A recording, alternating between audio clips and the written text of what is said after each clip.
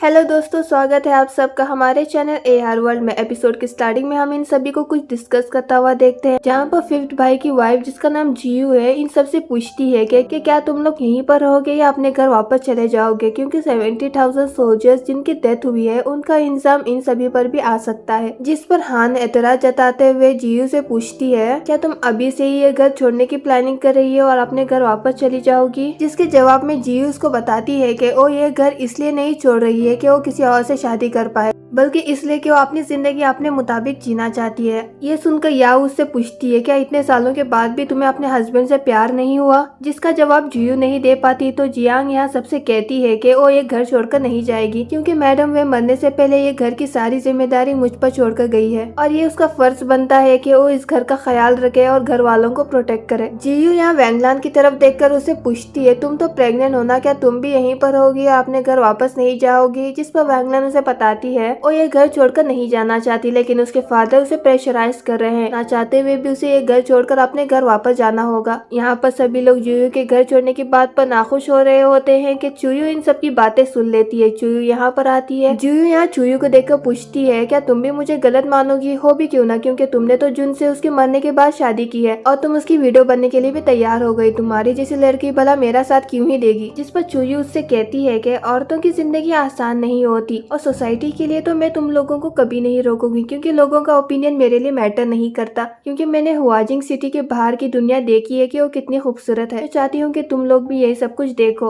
और ये भी कहती है कि अगर एक दिन तुम में से सभी लोग भी जाना चाहे तब भी मैं तुम लोगों में से किसी को भी नहीं रोकूंगी। चुयू की ये बात पर जियांग एतराज जताती है तो चुयू उससे कहती है कि वेयुंग जेल में है और ये घर छोड़कर जाने के लिए उन्हें अपने हस्बैंड के डिवोर्स लेटर की जरूरत पड़ेगी, जो कि वेयुंग देगा अपने ब्रदर्स के बिहाफ पर। तो वेयुंग के बगैर वो ये घर छोड़कर नहीं जा सकते। यहाँ पर चुयू सबको सजेस्ट करती है कि अब जब वेयुंग जेल में है तो सभी लोग साथ मिलकर वेयुंग को बाहर निकालने के बारे में सोचेंगे, ना कि ये घर छोड़कर जाने के। और वेयुंग के आने के बाद वो चाहे तो ये घर छोड़कर जा भी सकते हैं। जुयू की ये सारी बातें सुनकर सभी लोग एग्री करते हैं। तो जुयू यहाँ चुयू से कहती है कि क्या तुमने मेरा साथ इसलिए दिया क्योंकि तुम चाहती हो कि मैं मेरे अंकल यानी कि ग्रैंड ट्यूटर से कहकर वेयुंग को बाहर निकालूं। यहाँ पर हमें पता चलता है कि ग्रैंड ट्यूटर जुयू के अंकल है। जुयू यहाँ ये भी कहती है कि मेरे अंकल हमेशा सच्चाई का साथ देते हैं, इसीलिए तो फ्यूनरल वाले दिन वेयुंग की मदद करने के लिए आ गए थे। अगर वेयुंग बेगुनाह है तो जरूर वेयुंग की मदद करेंगे जेल में से निकलने के लिए, लेकिन इन सब के लिए उसे उसकी गलत बात को भी सही कहकर उसका साथ देने की जरूरत नहीं है। ये कहकर जुयू वहाँ से चली जाती है। यहाँ से सीन कट होता है और अगले सीन में हम जुयू को देखते हैं जो कि कुछ लेटर्स जला रही थी। जुयू यहाँ अपने हस्बैंड को याद करते हुए दिली दिल में कह रही होती है कि तुम हमेशा से चाहते थे कि मैं तुम्हारे लिए लेटर्स लिखूं, अब जब मैंने तुम्हारे लिए लेटर्स लिखना शुरू कर दिया तो तुम नहीं रहे। जुयू ये सब कुछ देख लेती है। जुयू को आता हुआ देखकर जियू यहाँ वो सारे लेटर्स जल्दी से जला देती है। तो जुयू उससे कहती है कि तुम उतनी हार्टलेस नहीं हो जितना कि तुम प्रिटेंड करती हो। मेरे नजर में तो तुम एक वफादार वाइफ हो। जिसके जवाब में जुयू से रूटली कहती है तुम मुझे गलत समझ रही हो, मैं एक मतलबी लड़की हूँ जो कि अपने बेनिफिट्स के बारे में ही सोचती है। ये कहकर वो जाने वाली होती है जब जुयू कहती है कि इसमें क्या गलत है कि कोई अपने बारे में सोचता है। हर एक इंसान को अपने लाइफ के बारे में डिसीजन लेने का हक तो होना ही चाहिए।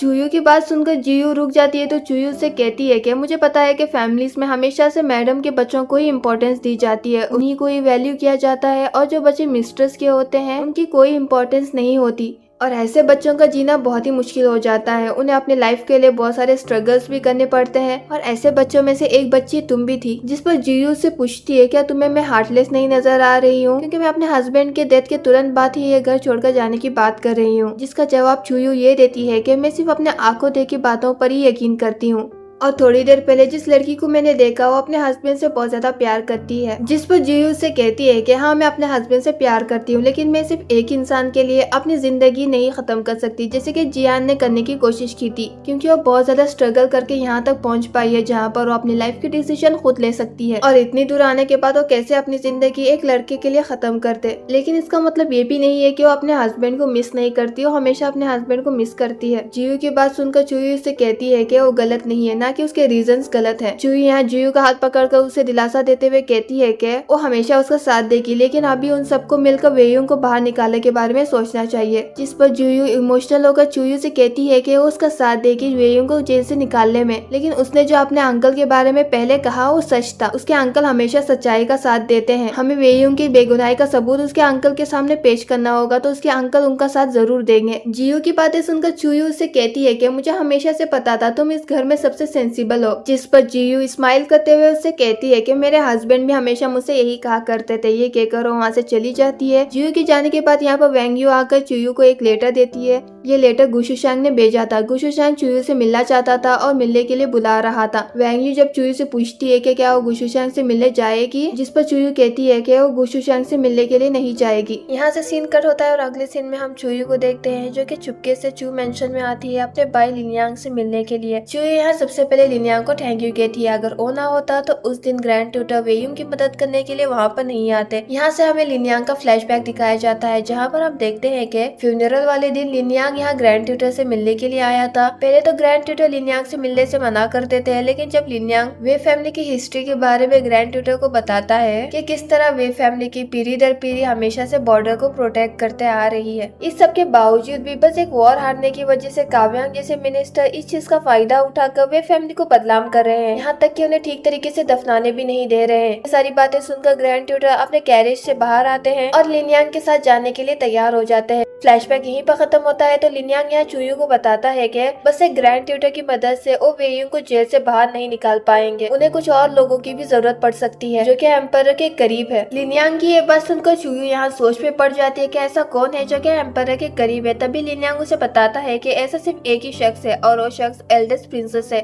एल्डेस्ट प्रिंसेस यानी एम्परर की बहन। लिनयांग की बात सुनकर चूयू को गुशुशांग का वो लेटर याद आता है जिसमें उसने उसको मिलने के लिए बुलाया था। यहीं से चूयू को एक आइडिया आता है और अगले सीन में हम चूयू को एल्डेस्ट प्रिंसेस के मेंशन में देखते हैं, जहाँ पर वो गुशुशांग को मिलने के लिए बुलाती है। गुशुशांग वहाँ आ भी जाता है और इस बात से खुश होता है कि चूयू उससे मिलने के लिए आई है, लेकिन गुशुशांग को यहाँ चूयू के प्लान के बारे में कोई भी आइडिया नहीं होता। चूयू यहाँ गुशुशांग से फॉर्मली होकर उससे पूछती है कि आखिर वो उससे क्यों मिलना चाहता है। चूयू को फॉर्मली बात करता हुआ देखकर गुशुशांग को पसंद नहीं आता, लेकिन फिर चूयू को सीरियस होता हुआ देखकर गुशुशांग यहाँ मुद्दे की बात करते हुए चूयू से कहता है कि मुझे पता है कि तुम वेयुंग को जेल से निकालने की कोशिश कर रही हो, अगर ऐसा ही था तो तुम मेरे पास क्यों नहीं आई। जिस पर चूयू उसे बताती है कि तुम तो डुक ऑफ निंग के प्रीशियस सन इन लॉ हो ना, क्या तुम अपने फादर इन लॉ के खिलाफ जाकर मेरी मदद करोगे। गुशुशांग चूयू के सवाल का जवाब नहीं दे पाता तो वो बात को पलटाते हुए चूयू से कहता है कि वो वे फैमिली से दूर हो जाए, क्योंकि वे फैमिली वैसे ही खत्म होने वाली है, अगर वो उनके साथ इन्वॉल्व रहेगी तो उसे भी नुकसान होगा। इससे पहले कि चूयू कुछ और कह पाती यहाँ पर एल्डेस्ट प्रिंसेस की आवाज आ जाती है, जिनकी आवाज सुनकर गुशुशांग शॉक हो जाता है। गुशुशांग यहाँ एल्डेस्ट प्रिंसेस के होने का एक्सपेक्ट नहीं कर रहा था। चूयू यहाँ जल्दी से अपने आप को जुन के वीडियो के तौर पर इंट्रोड्यूस करती है और साथ ही साथ वो गुशुशांग को भी इंट्रोड्यूस करती है। गुशुशांग का नाम सुनकर एल्डेस्ट प्रिंसेस उन दोनों को मिलने के लिए ऊपर बुलाती है। यहाँ हमें एल्डेस्ट प्रिंसेस के बारे में कुछ बताया जाता है। एल्डेस्ट प्रिंसेस हमेशा अपने साथ कुछ लड़कों को लेकर घूमती है जिन्हें वो अपना फॉलोवर्स बुलाती है। एल्डेस्ट प्रिंसेस की इसी शौक की वजह से चूयू यहाँ अपने साथ गुशुशांग को लेकर आई है, लेकिन एल्डेस्ट प्रिंसेस चूयू के इस प्लान को समझ जाती है, जिस पर वो चूयू से नाराज भी होती है। तो चूयू यहाँ एल्डेस्ट प्रिंसेस से माफी मांगते हुए उनसे कहती है कि उसके पास और कोई चारा नहीं था इसके अलावा। एल्डेस्ट प्रिंसेस यहाँ चूयू की समझदारी और उसकी बहादुरी को देखकर इम्प्रेस हो जाती है। एल्डेस्ट प्रिंसेस यहाँ गुशुशांग को देखकर उसे अपना फॉलोअर बनने का ऑफर भी देती है, जिस पर वो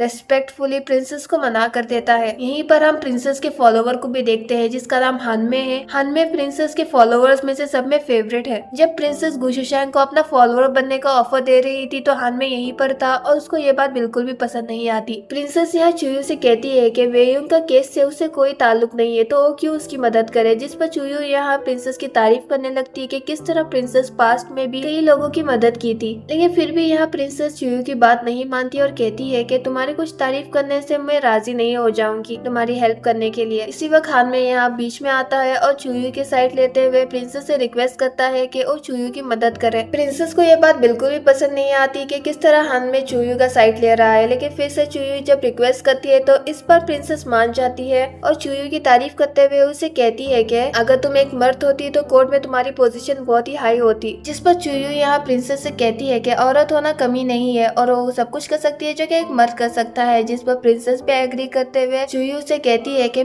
एक रास्ता है जिससे वेयुंग जेल से बाहर आ सकता है। ये केको प्रिंसेस या चुयू से ही पूछती है। हालांकि वेयुंग को जेल में डाला गया लेकिन अभी तक उसे कोई सजा नहीं सुनाई गई, ऐसा क्यों? ये केकर और चुयू की तरफ देखती है और चुयू का जवाब ये होता है कि एम्पायर की नजर में वे फैमिली गलत तो है लेकिन इतनी गलत नहीं है कि उनको सजा मिले, वो भी सजाए मौत। इसीलिए अभी तक वेयुंग को कोई सजा नहीं मिली। चुयू का जवाब सुनकर प्रिंसेस यहाँ चुयू की समझदारी की तारीफ करती है और कहती है कि तुम्हें ऐसा रीजन ढूंढना होगा जो कि रूल्स एंड रेगुलेशन और लॉ के खिलाफ भी ना जाए और सारे अपोजिशन जो कि चाहते हैं कि वेयुंग को सजा मिले उनका मुंह भी बंद हो जाए। चुयू यहाँ समझ जाती है कि एम्पायर भी उनकी मदद करना चाहते हैं लेकिन बिना रीजन के एम्पायर भी मदद नहीं कर पाएंगे और चुयू को रीजन यानी कि एक सबूत लाकर एम्पायर के सामने पेश करना होगा जिससे एम्पायर उनकी मदद कर पाए। चुयू यहाँ प्रिंसेस को उनकी हेल्प के लिए थैंक यू कहकर वहाँ से चली जाती है और गुशुशैंग भी चुयू के पीछे पीछे चला जाता है। इन दोनों के जाने के बाद प्रिंसेस यहाँ हानमे से सवाल करती है कि उसने थोड़ी देर पहले चुयू का साइड क्यों लिया, जिस पर हानमे यहाँ प्रिंसेस को बताता है कि चुयू बिल्कुल उन्हीं की तरह है जो कि किसी चीज से नहीं डरती थी और कोई भी काम करने से पीछे नहीं हटती थी, इसीलिए उसने चुयू की मदद की।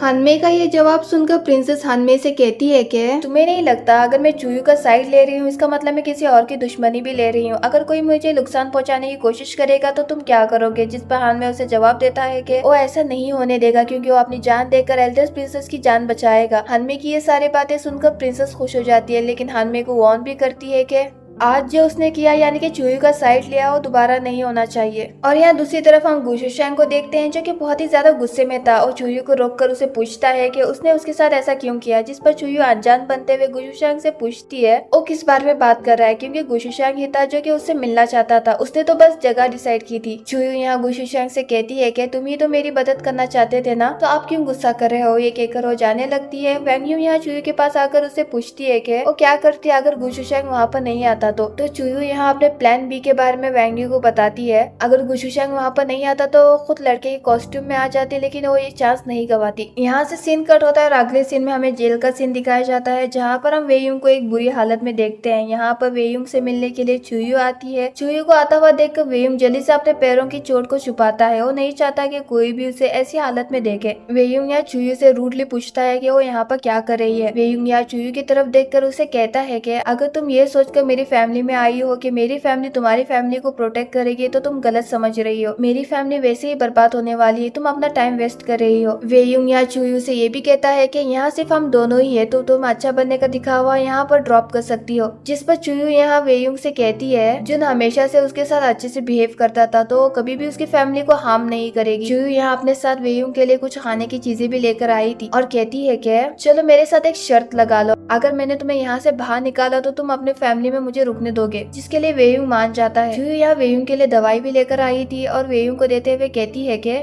लेकिन इसके लिए तुम्हें जिंदा रहना होगा, अगर तुम जिंदा नहीं रहे तो मैं तुम्हारी फैमिली को बर्बाद कर दूंगी, तो तुम कोशिश करो कि तुम जिंदा रहो और ये दवाई लगा लो। वेयुंग यहाँ चुयू को गुस्से भरी नजर से देखता है और कहता है कि जब तुम्हारा प्लान ही है मुझे बाहर निकाला तो तुम मेरा एक काम करो, ड्यूक ऑफ फू के सबसे बड़े बेटे सोंग वेनशन को मेरे पास भेजो, जिसके लिए चुयू मान जाती है और वहाँ से चली जाती है। चुयू के जाने के बाद वेयुंग यहाँ चुयू के लाए हुए खाने को देखता है और यहाँ से सीन कट होता है और अगले सीन में हमें सोंग वेनशन को दिखाया जाता है जो कि ड्यूक ऑफ फू का सबसे बड़ा बेटा है और चुपते छुपाते यहाँ पर जेल में आता है वेयुंग से मिलने के लिए और वेयुंग की यह हालत देखकर परेशान हो जाता है। सोंग यहाँ सबसे पहले वेयुंग से माफी मांगता है कि वो फ्यूनरल वाले दिन उसकी मदद करने के लिए नहीं आ पाया क्योंकि उसके फादर ने उसे जाने ही नहीं दिया, जिसकी वजह से उसके फादर के बीच में बहुत बड़ी फाइट हुई। सोंग यहाँ वेयुंग को ये भी बताता है कि आज उसे चुयू का मैसेज मिला, इसीलिए वो यहाँ पर उससे मिलने के लिए आ गया। अगर उसे उसकी कोई हेल्प चाहिए तो उसे बता सकता है, वो पीछे नहीं हटेगा क्योंकि वो उसका बेस्ट फ्रेंड है। जिस पर वेयुंग यहाँ सोंग से कहता है कि अगर तुम मेरी मदद करना चाहते हो तो एक ही काम करो, अपने फादर से जाकर माफी मांगो। सोंग को वेयुंग की ये बात समझ में नहीं आती तो वेयुंग सोंग को बताता है कि तुम्हारे फादर और मेरी फैमिली के पुराने ताल्लुकात हैं। भले ही ड्यूक ऑफ फू यानी कि उसके फादर रिटायरमेंट ले चुके हैं लेकिन अभी भी उनके अंदर एक मिलिट्री स्पिरिट जिंदा है, इसी नाते वो कभी भी नहीं चाहेंगे कि वे फैमिली खत्म हो जाए। तुम बस जाओ और अपने फादर से माफी मांग लो और साथ ही साथ मेरे तरफ से कुछ लेकर जाना अपने फादर के लिए,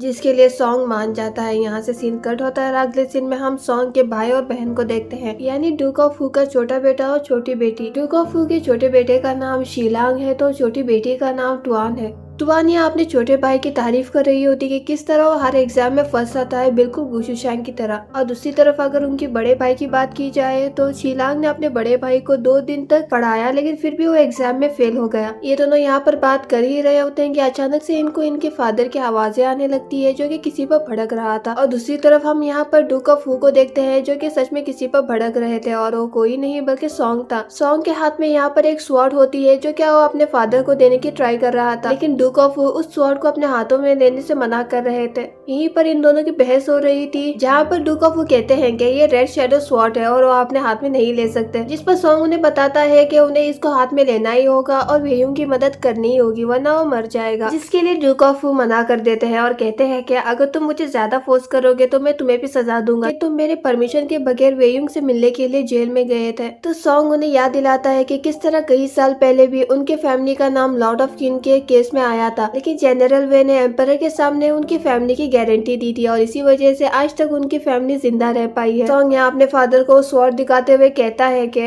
वेयुंग ने आपके लिए ये स्वॉर्ड भेजा है, इसके जरिए वो आपको याद दिलाना चाहता है कि किस तरह कई साल पहले उसके फादर ने उनकी मदद की थी। अब उनकी बारी है कि वो वे फैमिली को रिपे करे। ये कहकर उस स्वॉर्ड को अपने फादर को भी देता है, लेकिन उसके फादर दोबारा से वो स्वॉर्ड सॉन्ग की तरफ फेंकते हैं और फिर से वेयुंग की मदद करने के लिए मना कर देते हैं। यहीं पर हम शीलांग और तुआन को भी देखते हैं जो कि इन दोनों की बातें भी सुन रहे थे। अचानक से ड्यूक ऑफ वू की कमर में दर्द होने लगता है तो तुआन वह जल्दी से आकर अपने फादर को पकड़ लेती है। शीलांग भी वहाँ पर आता है और अपने भाई को समझाने की कोशिश करता है कि वो अपने फादर के खिलाफ ना जाए, जिसके लिए सॉन्ग अपने भाई पर ही भड़क जाता है क्योंकि शीलांग और तुआन ड्यूक ऑफ वू के मिस्ट्रेस के बच्चे हैं, इसीलिए सॉन्ग उनको ज्यादा अहमियत नहीं देता। ड्यूक ऑफ वू यहाँ सॉन्ग से कहते हैं कि 70,000 सोल्जर्स की डेथ हुई है, अगर वे फैमिली जिंदा बच भी गई तो पनिशमेंट से बच नहीं पाएंगे, और अगर ड्यूक ऑफ वू ने वे फैमिली की हेल्प की तो सबको लगेगा कि वो भी वे फैमिली के साथ मिले हुए हैं और उनकी फैमिली जो कि बार बार बच गई थी और फिर से खत्म होने की कगार पर पहुंच जाएगी। सॉन्ग अभी भी नहीं मान रहा था और वो फिर से अपने फादर को फोर्स करने लगता है कि वो वेयुंग की मदद करे, जिस पर उसके फादर भड़क जाते हैं और कहते हैं कि तुम एक निकम्मे बेटे हो, अपनी बहन को देखो, वो हुआजिन सिटी की बेस्ट फिजिशियन है और शीलांग भी इतनी यंग एज में कोर्ट का वाइस मिनिस्टर है। और रही बात सॉन्ग की तो कुछ भी नहीं है, लोग उसे सिर्फ प्ले बॉय के नाम से जानते हैं। ड्यूक ऑफ वू और सॉन्ग फिर से यहाँ पर लड़ने लगते हैं तो अचानक से ड्यूक ऑफ वू के कमर में ज्यादा दर्द होने लगता है तो तुआन से कहते हैं कि वो उन्हें वहाँ से लेकर जाए। तुआन मान जाती है और अपने फादर को वहाँ से ले जाने लगती है। शीलांग यहाँ फिर से सॉन्ग को समझाने की कोशिश करता है, लेकिन सॉन्ग इसी पर भड़क जाता है। बाहर आने के बाद ड्यूक ऑफ वू जल्दी से भागने लगते हैं तो तुआन उन्हें रोककर पूछती है कि उनकी कमर का दर्द का क्या हुआ, जिस पर ड्यूक ऑफ वू उसे बताते हैं कि वो तो बस एक्टिंग कर रहे थे, उन्हें तो सिर्फ सॉन्ग से बचकर बाहर निकलना था, इसीलिए उन्होंने झूठ कहा। ये कहकर वो जल्दी से तुआन को लेकर वहाँ से भाग जाते हैं। यहाँ से सीन कट होता है और अगले सीन में हम चुयू को जियान के साथ में देखते हैं, जहाँ पर चुयू जियान को प्रिंसेस के बारे में बताती है तो जियान यहाँ चुयू से कहती है कि कई साल पहले प्रिंसेस ने जिंगशी के मिलिट्री गवर्नर से शादी कर ली थी ताकि वो उनका सपोर्ट ले पाए और इस सपोर्ट से एम्परर को थ्रोन हासिल करने में आसानी हो। इसी वजह से एम्परर के नजर में प्रिंसेस की इज्जत बहुत ज्यादा है,